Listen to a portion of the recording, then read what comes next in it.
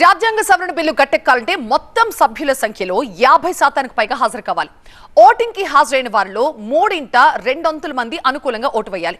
So ఏ రకంగా చూసినా bill నెగ్గడానికి అవసరమయ్యే సంఖ్య అధికార పార్టీకి లేదు. మరోవైపు ఈ బిల్లుకు వ్యతిరేకంగా ఓటేస్తామని కాంగ్రెస్ తో పాటు పలు కీలక విపక్ష పార్టీలు ఇప్పటికే స్పష్టం చేశాయి. ఈ నేపథ్యంలో లోక్సభలో ఈ సాయంత్రం జరిగే ఓటింగ్ లో బిల్లు ఎలా ఆమోదం పొందుతుందనేది ఆసక్తికరంగా మారింది.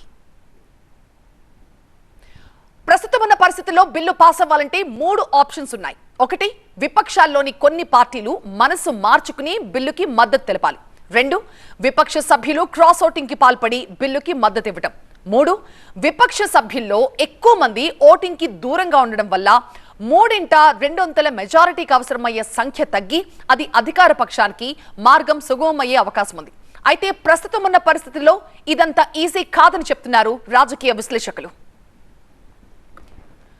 మోదీ ప్రభుత్వ మంత్రాంగం ఫలించి లోక్సభలో బిల్లు ఆమోదం పొందితే రాజ్యసభకెళ్తుంది. ఒకవేళ రాజ్యాంగ సవరణ బిల్లు లోక్సభలో ఆమోదం పొందకపోతే రాజ్యసభకి వెళ్లదు. ఈ బిల్లు రద్దయినట్టే. ప్రభుత్వం కావాలి అనుకుంటే సవరించిన లేదా అదే బిల్లుని తదుపరి సమావేశాల్లో కొత్తగా మళ్లీ ప్రవేశపెట్టొచ్చు. రాజ్యాంగ సవరణ బిల్లులపై విభేదాలు వస్తే జాయింట్ సిట్టింగ్ ఏర్పాటు చేసి అధికారం రాష్ట్రపతికి కూడా లేదు. సో ఈ క్రమంలోనే రాజ్యాంగ సవరణ బిల్లు ఆమోదం పొందితే క్రెడిట్ మొత్తం విపక్షాలే తీసుకోవాలంటూ కామెంట్స్ చేశారు ప్రధాని మోదీ.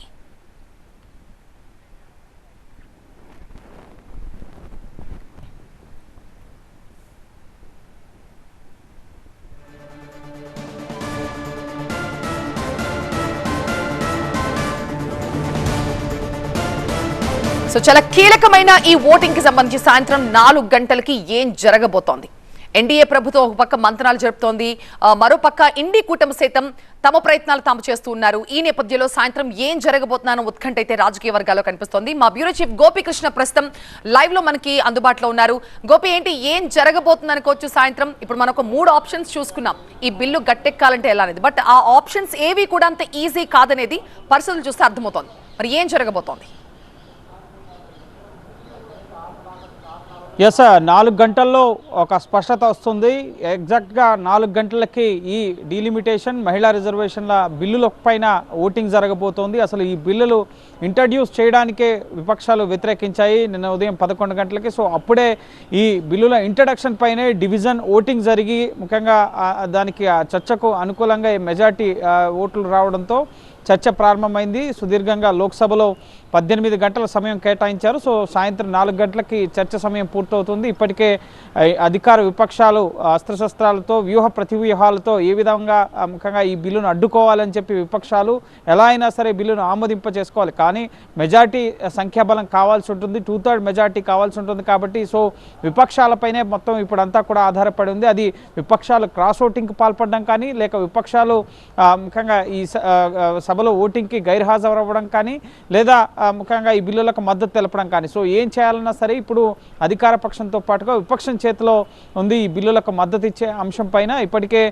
ఎవరికి వారుగా ఇటు ఎన్డీఏ కూటమి నేతలు, విపక్షాల్లో ఉన్న సమాజ్వాదీ పార్టీ, అలాగే టీఎంసీ, ఇతర కాంగ్రెస్ పార్టీ వీళ్ళ మద్దతును కొరగొట్టే ప్రయత్నం చేశారు. అలాగే ఇండియా అలయన్స్లో ఉన్న పార్టీలు కూడా ఎవరైతే ఇండిపెండెంట్గా ఉన్నారో, న్యూట్రల్గా ఉన్న పార్టీస్ ఉన్నాయో, వైఎస్ఆర్సీపీ, బీజేడీ, అలాగే బీఆర్ఎస్, ఇటువంటి పార్టీలకు సంబంధించిన నేతల్ని లోక్సభలో బీఆర్ఎస్కి సంఖ్యాబలం లేదు కానీ రాజ్యసభకు వస్తే ఏ విధంగా ఉండాలి అన్న ఉద్దేశంలో భాగంగా అందరినీ కూడా ఇండియా అలయన్స్ భాగస్వామ్య పక్షాలు కూడా ఏ ఒక్క సంఖ్యాబలం, ముఖ్యంగా ప్రతి ఓటు కూడా ఇక్కడ విలువైంది.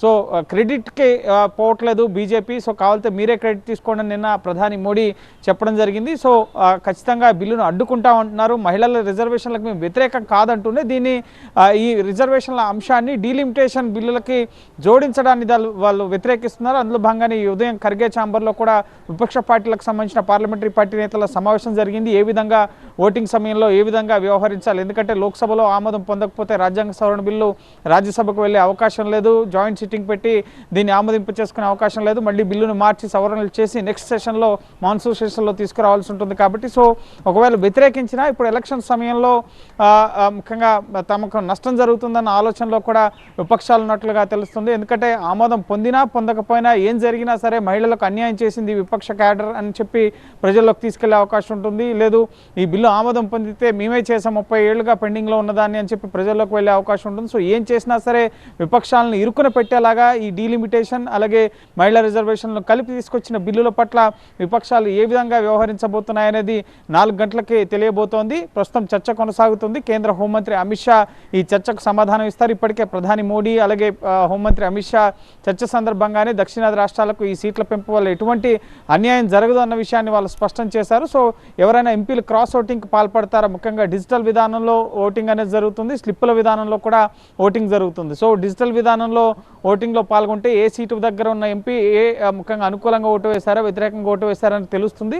సో స్లిప్పుల ద్వారా వేస్తే కనుక ముఖ్యంగా ఎవరు ఎటు వేశారో ఓటు అనేది తెలిసే అవకాశం ఉండదు. సో ఈ నేపథ్యంలో సమాజ్వాదీ పార్టీ, టీఎంసీ ఇటు ఉత్తరాది రాష్ట్రాల్లో ముఖ్యంగా స్థానిక పార్టీలుగా ఉంటూ ఈ సీట్ల పెంపు వల్ల లబ్ధి చేకూరుతుంది తమకు కూడా అని భావించే పార్టీలు ఖచ్చితంగా మహిళా రిజర్వేషన్కి వాళ్ళు అనుకూలంగా ఉన్నారు కాబట్టి సో వాళ్ళు ఓటు వేస్తే ఖచ్చితంగా గెలిచే అవకాశం ఉంటుంది. ఒకవేళ ఈ బిల్లులు ఆమోదం పొందకపోతే ముఖ్యంగా చరిత్రహీనులు అవుతారు అన్న విషయాన్ని బీజేపీ నేతలు స్పష్టం చేస్తున్నారు కాబట్టి సో చూడాలి. విపక్షాల వ్యూహం పైనే ప్రస్తుతం అంతా సర్వత్రా ఉత్కంఠ నెలకొంది. బిల్లులు ఆమోదం పొందుతాయా లేదా ఏం జరగబోతుంది అనేది 4 గంటల క్లారిటీ రాబోతుంది. Right, thank you Gopi.